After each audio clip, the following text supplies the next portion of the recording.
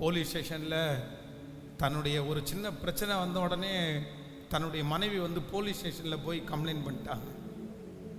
Complaint பண்ண உடனே அந்த நபர் வந்து நேரே போலீஸ் ஸ்டேஷன் போன உடனே அவங்க எல்லாம் கூப்பிட்டு இவரை விசாரித்த உடனே இவருக்கு ரொம்ப அவமானமாக போயிடுச்சு. ஏன் அப்படின்னா அவங்க குடும்பத்தில் இருக்கிற யாருக்குமே இந்த போலீஸ் ஸ்டேஷன் எல்லாம் போய் பழக்கமே இல்லை. சிலரை பொறுத்த வரைக்கும் வந்து அதெல்லாம் ரொம்ப மரியாதையாக நினைப்பாங்க. அந்த மாதிரிலாம் நிறைய பேருக்கு பழக்கமே இருக்காது. இந்த மனைவி போலீஸ் ஸ்டேஷன் கொண்டு போய் ஏற்றின உடனே அவருக்கு இருந்த மனசு வந்து சுத்தமாக போயிடுச்சு, விட்டுருச்சு. அது வரைக்கும் எத்தனையோ பிரச்சனை வந்த போதிலும் கூட அவங்க 2 பேரும் ஒன்றா இருந்தாங்க. சரி மன்னிச்சிட்றேன், சரி அப்படின்னு சொன்னேன். ஆனால் இந்த போலீஸ் ஸ்டேஷனில் தன்னுடைய மனைவி கொண்டு போய் விட்டுட்டு அந்த போலீஸில் உள்ளவங்க எல்லாம் கேள்வி மேலே கேள்விக்கு விட்டு அந்த போலீஸ் ஸ்டேஷன்லேருந்து வெளியே வந்த உடனே ஃபஸ்ட்டு ஸ்ட்ரெயிட்டாக போலீஸ் ஸ்டேஷன்லேருந்து ஸ்ட்ரெயிட்டாக போகவே ஒரு வக்கீலை தான் பார்த்தாரு. நடந்த சம்பவத்தை சொல்கிறேன். வக்கீலை போய் பார்த்து ஒரு டைவர்ஸ் லெட்டரை எழுதி, வேண்டாம் முடிச்சுக்கலாம், என்ன வேணும் அவங்களுக்கு கேளுங்க, எவ்வளோ பணம் வேணும் கேளுங்க, என்ன எதிர்பார்க்குறாங்க கேளுங்க, க்ளோஸ் பண்ணிடலாம், பிள்ளைய வளர்த்துறாளா நான் வளர்த்துறேன் முடிச்சிடலாம் அப்படின்னு சொல்லி யாருடைய வார்த்தையும் கேட்கல, எதையுமே கேட்கல. மனசுக்குள்ள ஒரே டிசைட் பண்ணிட்டாரு. லெட்டரை அனுப்பிட்டாரு. லெட்டரை அனுப்பின அடுத்த 2 நாளையில் பொண்ணு வீட்டில் இருந்து பாஸ்டர் தேடி வர்றாங்க. பாஸ்டர் பிரதரை கூப்பிட்டு, பிரதர் என்ன பிரதர், பாஸ்டர் இதை குறித்து எதுவுமே பேசாதீங்க பாஸ்டர், எதுவுமே பேசாதீங்க, வேண்டாம், முடியாது, நடக்காது பாஸ்டர்.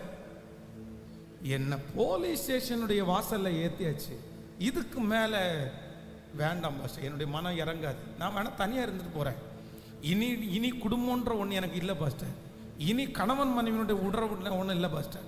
ஸ்ட்ரிக்டா இந்த சிஸ்டர் வந்து அப்போ கோவப்பட்டாலும் ஒரு மாதம் தாண்டின உடனே இவங்களுக்கு புரிஞ்சு போயிடுச்சு, இவர் இவ்வளவு வந்து வருத்தப்படுவார், இவ்வளவு ரியாக்ஷன் பண்ணுவார்னு அவங்களுக்கு தெரியல. அவங்களும் என்னமோ கோவத்தில் சுற்றி இருந்த அண்ணன் தம்பி எல்லாம் ட்ரிகர் பண்ணனால போய் கொடுத்துட்டாங்க. கொடுத்ததுக்கு பிறகு யோசிக்கிறாங்க, இல்லை இவர் இப்படி டைவர்ஸ் லெட்டர் அனுப்புவார் நான் நினைக்கவே இல்லைன்னு நாளுக்கு நாள் வருத்தப்பட ஆரம்பிக்கிறாங்க. அவருக்கு வாட்ஸ்அப் மெசேஜ் அனுப்புகிறோன்னே பிளாக் பண்ணிட்டாரு. எந்தெந்த ரீதியிலெல்லாம் அந்த சிஸ்டர் வந்து அவரை ஃபாலோ பண்ண நினைக்கிறாங்களோ அது எல்லா தொடர்பையும் கட் பண்ணிட்டாரு. யாராவது ஒருத்தர் மூலமாக பேசுறதுக்கு அந்த நபரோட பேசுறதை கட் பண்ணிட்டுவார். என் வாழ்க்கையில் ஒருத்தி இருந்தா அவ்வளோதான், அவள் செத்து போயிட்டா, முடிஞ்சிருச்சு அப்படின்னு முடிஞ்சு செத்து போயிட்டா, அவள் மரிச்சாச்சு. எத்தனையோ பேர் அவருக்கு நேசமானவங்க, அவருக்கு விருப்பமானவங்க, அவருக்கு பிடிச்சவங்க எத்தனையோ பேர் அவரிடத்துல போய் பேசிட்டாங்க. நோ, எதை வேணாலும் பேசுங்க, இதை மட்டும் பேசாதீங்க, எதை வேணாலும் பேசுங்க, இதை மட்டும் பேசுங்க, என் வாழ்க்கையில் அவள் செத்து போயிட்டா, முடிஞ்சிச்சு. ஆனால் இந்த சிஸ்டர் மட்டும் ஒரு நாள் என்கிட்ட வந்து என்ன பண்ணுறது, அவர் திரும்ப திரும்ப திரும்ப கேட்டுட்டே, டைவர்ஸ் மட்டும் கேட்டுட்டே இருக்கிறாரு, அவங்க வக்கீல் ப்ரெஷர் பண்ணிட்டே இருக்கிறாங்க. நான் இது எத்தனையோ ட்ரை பண்ணி பார்த்துட்டேன். நானும் கேட்டேன், நான் இதை ட்ரை பண்ணிங்களா, இதை ட்ரை பண்ணி எல்லாம் ட்ரை பண்ணி பார்த்துட்டேன். இப்போ ஒரே ஒரு வார்த்தை தான் பாஸ்டர், கடைசியில் ஒன்று உங்கள்கிட்ட வந்திருக்கிறேன். எதுக்கு வந்திருக்கிறேன் அப்படின்னு சொன்னால், அவர் கேட்கறது மாதிரியே நான் கொடுத்துறவா, அவர் வாழ்க்கையை அவர் பார்த்துக்கட்டும், என் வாழ்க்கையை நான் பார்த்துக்கிறேன். இனி திரும்பி ஒன்றானா கூட, சமாதானமானா கூட அவர் வந்து என்ன வந்து நல்லா சந்தோஷமாக பழையது மாதிரி நேசிப்பாரான்னு எனக்கு தெரியாது. அவரோட திரும்பி வாழ்ந்த அந்த கொடுமையான காரியம், 2 பேர் பிரிஞ்சிருந்து எப்படி அந்த வாழ்க்கை, அதனால அவருடைய வாழ்க்கை அவர் பார்த்துக்கட்டும், என் வாழ்க்கையை நான் பார்த்துக்கலாமான்னு யோசிக்கிறேன் அப்படின்னு வந்த உடனே என்னுடைய மனதில் ஆண்டவர் வந்து தெளிவாக ஒரு எண்ணத்தை வச்சாரு. டே, நீ யாரா மாற்ற முடியாதுன்னு சொல்றதுக்கு, நீ யாரா நடக்காதுன்னு சொல்றதுக்கு, நீ யாரா, அதெல்லாம் ஒன்றும் கிடையாது.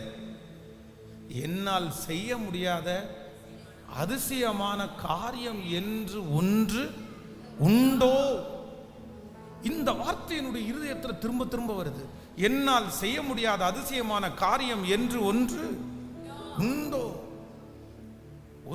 உடனே உன்னை எண்ணத்தில் அடுத்து உடனே அந்த அந்த வார்த்தை அப்படியே கனெக்ட் ஆகுது. எங்கே கனெக்ட் ஆகுது அப்படின்னு சொன்னால் மரியாள் இடத்துல கனெக்ட் ஆகுது.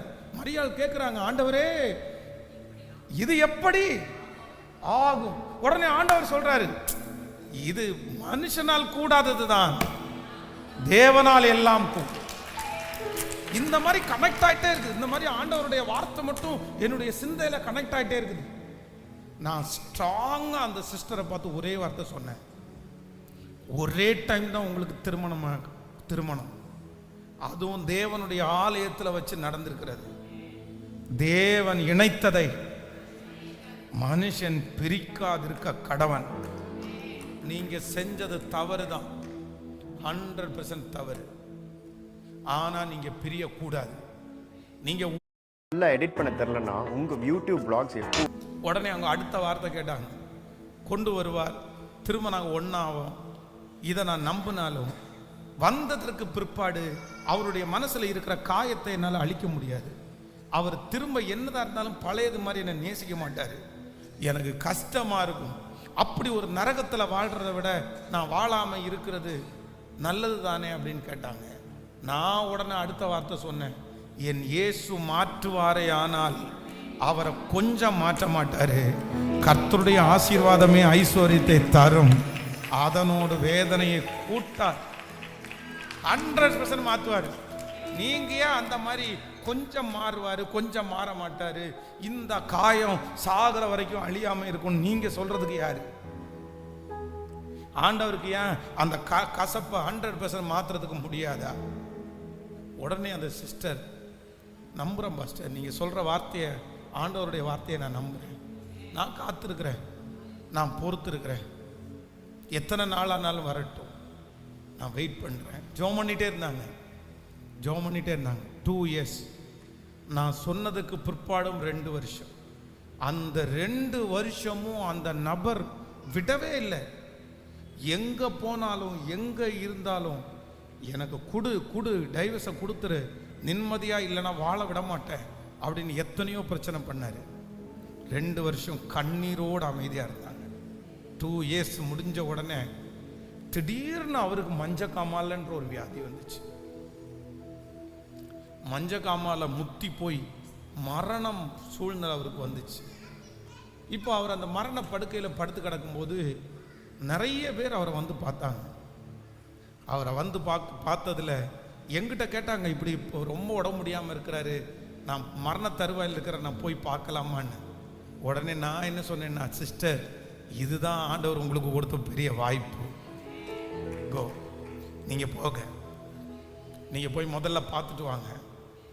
அவங்க வந்து பார்க்குறதுக்கு ஃபஸ்ட் டைம் அந்த பெட்டில் போன உடனே இவருக்கு ரொம்ப பிபி அதிகமாகி, அந்த நாயை முதல்ல வெளியே போக சொல்லுங்க, அந்த நாயினால தான் நான் இப்படி இருக்கிறேன் அப்படின்னு கத்துறாரு.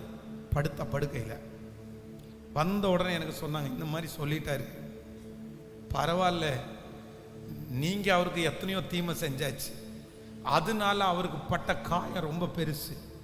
அவர் அந்த வார்த்தையில திட்டினாரு, விட்டுருங்க, பொறுமையாக விட்டுருங்க. அவங்க அம்மா அப்பா உடனே கொந்தளிக்கிறாங்க, என்ன பாஸ்டர் நீங்கள் சொல்கிறீங்க, அவன் இப்படி சாக கிடக்கிறான், ஆனால் அவன் வந்து நாயின்றது திட்டுறான், என் பிள்ளைய போய் இன்னும் இது பண்ண சொல்கிறீங்களா? நீங்கள் இந்த விஷயத்தில் தலையிடாதீங்க, நீங்கள் அமைதியாக போங்க, நான் சொல்கிறத மட்டும் அவங்க கேட்குறாங்கல்ல, விட்டுருங்க அப்படின்னு. பெரிய சவால், அது பெரிய சவால். அவரை கடைசியில் என்னாச்சு அப்படின்னா, அடுத்த டைம் போகும்போது நீங்கள் கொஞ்சம் சாப்பாடு ஏதாவது செஞ்சுட்டு போங்க. இப்படியே அவர் படுத்த படுக்கையாய் 1.5 மாதம் படுத்த படுக்கையில் இருக்கிறார். ஒரு நாள் விட்டு ஒரு நாள் போனவங்க டெய்லி போக ஆரம்பித்தாங்க, ஒரு நாள் 2 நேரம் போக ஆரம்பித்தாங்க. இவங்க உள்ள என்றாங்க, அந்த பிரதருடைய அம்மா அப்பா எல்லாம் கொஞ்சம் விலக ஆரம்பித்தாங்க. சரி, இனி அவ தான் பார்த்துக்குவாள். ஸோ இவங்க அந்த மெடிசனை எடுத்து கொடுக்குறதும், இவங்க வந்து அந்த சாப்பாடை கொடுக்குறதும், அந்த 1.5 மாதத்துக்குள்ள அவருடைய மனசில் இருந்த அந்த காயம் கொஞ்சம் கொஞ்சமாக ஆறப்பட்டு முழுவதுமாய் ரெடியாகி கம்ப்ளீட்டாக நார்மல் ஆகி, அவ்வளோதான், அவரும் ரெடி ஆகிட்டாரு. வியாதியிலேருந்து பரிபூர்ண சுகம் கிடச்சிருச்சு. டைவர்ஸ் லெஸ்டரை இன்னைக்கு கிழிச்சு போட்டுட்டு இன்னைக்கு 2 பேருமே குடும்பமாய் சமாதானமாய் முன்னாடி இருந்த ஐக்கியத்தை விட பெரிய ஐக்கியமாய் கர்த்தர் அவர்களை வாழ பண்ணியிருக்கிறார். இப்ப சொல்லுங்க, தேவனே என்ன ஆவியை தாரும்? சத்தமா சொல்லுங்க. மாறுமா? மாறுமா? உயர்த்துவாரா? என் கையை ஆசீர்வதிப்பாரா? இதே இடத்துல என் தலையை நிமிர பண்ண முடியுமா? எந்த இடத்துல தூக்கப்பட்டோமோ, எந்த இடத்துல வெட்கப்பட்டோமோ, எந்த இடத்துல புறக்கணிக்கப்பட்டோமோ, எந்த தெருவில் அவமானப்பட்டோமோ, கர்த்தர் சொல்லுகிறார், நீ எந்த தெருவில் கண்ணீர் வடிக்கிறியோ அதே தெருவில், அதே இடத்துல உன்னை கம்பீரமா நடக்க பண்ணுவேன் என்று வாக்கு கொடுத்த தெய்வம் நம்மோடு கூட இருக்கிறார். அவர் எப்படி கைவிடுவார்? அவர் எப்படி